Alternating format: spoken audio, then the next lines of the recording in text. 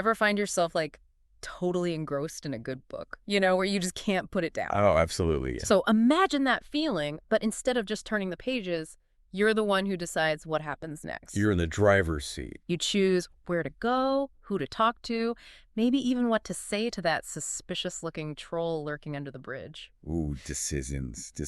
Right, and that brings us to what we're diving into today, Colossal Cave Adventure.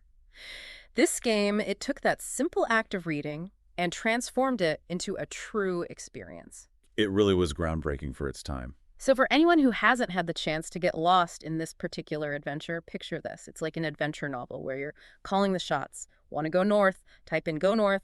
Need to grab that dusty lamp. Take lamp is your command. It's all about those simple commands.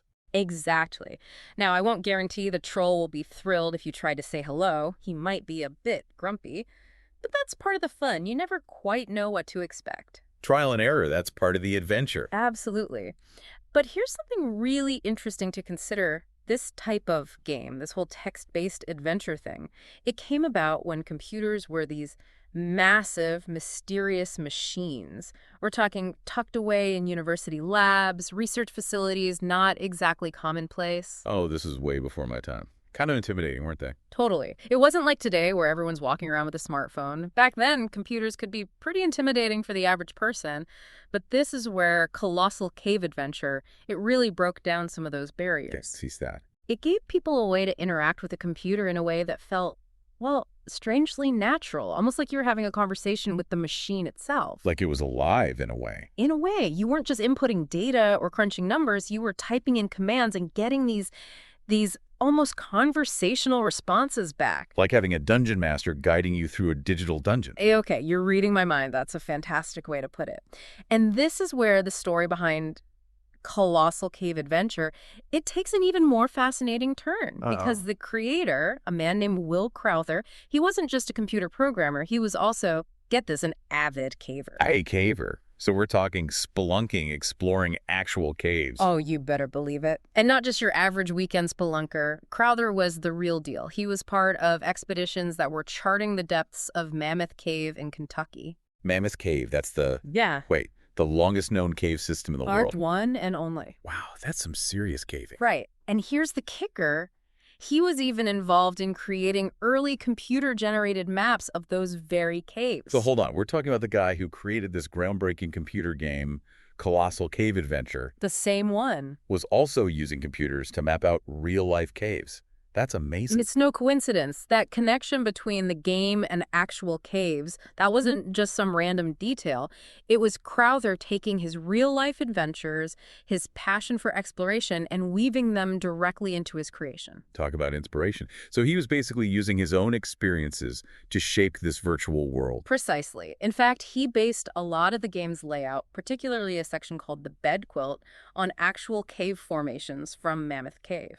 You've got to be kidding me. He took these real-life caves and turned them into a digital playground. He sure did. And what's even more remarkable is that he did all of this with accessibility in mind. He wanted anyone, even someone who had never touched a computer before, to be able to pick up this game and get lost in this world he created. That's why he focused so much on simple, intuitive commands. So anyone could just jump in and start exploring. Exactly. And it really makes you think whether it's through the written words, spoken language, or even lines of code, a good storyteller, they can always find a way to draw you into their world. It's all about connecting with the audience. In Crowther, he stumbled upon this unique way to do it through this game, this Colossal Cave Adventure. But here's the thing. He wasn't setting out to create this global phenomenon or revolutionize the world of gaming. Oh, really? So it wasn't like this big master plan? Not at all. He finished the game, uploaded it to the BBN mainframe computer he was using at work. Which, and correct me if I'm wrong, but that was part of this really early network, right?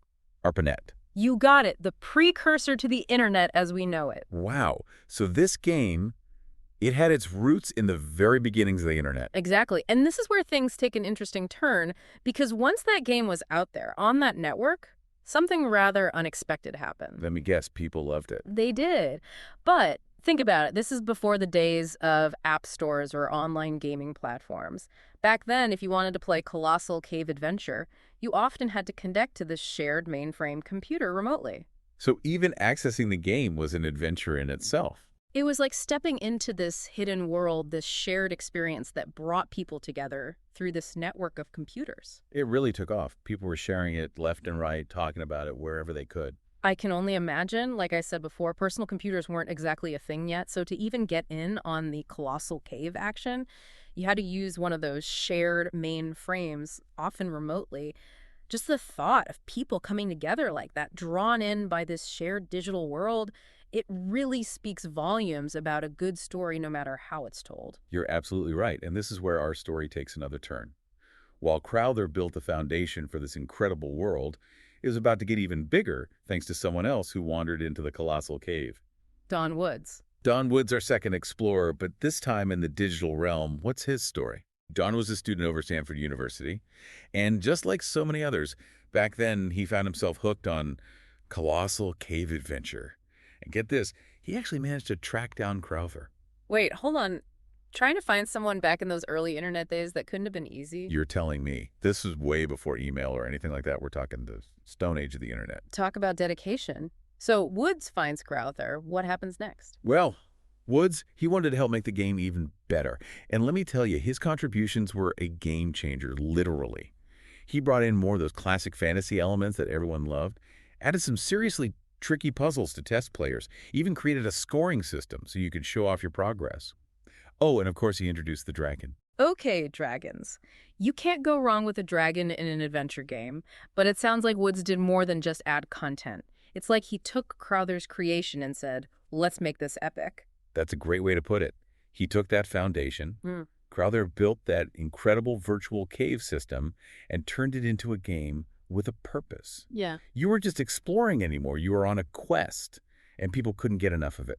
It's amazing to think that it all started with typing commands into a computer, from exploring a virtual world to a full-blown quest for treasure and glory. It really is remarkable how those simple interactions sparked so much creativity and imagination. And hey, let's not forget about those small details that became the stuff of legends. You're talking about Sizzy, right? The one and only. I mean, come on, who could forget that? It's true. I mean, what's an adventure game without a little magic, right? But it's funny how one little word, like Zizzy, it became this legend among programmers. Oh yeah, people were typing ZZ into all sorts of programs, hoping for a secret shortcut. I bet. It's like it escaped from the game and entered the real world. Exactly. And speaking of escaping Colossal Cave, had another famous phrase that went on to have a life of its own. Remember that whole maze of twisted little passages all alike? Oh man, how could I forget? I spent way too much time wandering around that virtual maze. I think we all did. Yeah. But here's the thing, that phrase, it captured something universal. Something about those confusing, frustrating experiences we all have in life. Right. It's like getting stuck in a bureaucratic nightmare, filling out endless forms, going from one department to another, only to end up right back where you started. You nailed it. It's that feeling of being utterly lost and disoriented, even if you're not actually in a physical maze. And it all came from this one game, this text-based adventure that captured that feeling so perfectly. It's a testament to the impact of Colossal Cave Adventure. Even back then, computer games had this power to tap into real human experiences, even if those experiences were hidden within lines of code. Exactly. And that brings us to something really important. Colossal Cave wasn't just about clever phrases or frustrating mazes. This game, it sparked a revolution. Absolutely. You could call it the Big Bang of adventure games. It sent out these ripples of inspiration that changed the landscape of computer entertainment forever. Think about it. It paved the way for games like Zork, which took the text-based adventure to a whole new level. More intricate stories, puzzles that really made you think Zork pushed the boundaries of what was possible. Oh, for sure. And don't forget Mystery House. Ken and Roberta Williams. They saw the potential of combining those text commands with something revolutionary graphics. Ooh, graphics, now that's a game changer. I know, right? It's like they were bridging the gap between those early text-based games and the visual adventures we're used to today. And let's not forget about the Atari 2600 version of Adventure. Even though it was simpler graphically, it brought the magic of Colossal Cave to a whole new audience. Exactly. So many iconic games and companies, they all owe a debt to that one simple game created by a programmer who just happened to love caves and dragons. You know, it really makes you wonder what seemingly simple ideas are out there today. Ideas with the potential to revolutionize entertainment or technology, just waiting for someone to discover them. It's exciting, isn't it? Like, who knows, maybe someone listening right now, they're sitting on the next Colossal cave adventure. Maybe so. So for anyone listening, keep exploring, keep creating, and never underestimate the power of a good story, no matter how it's told.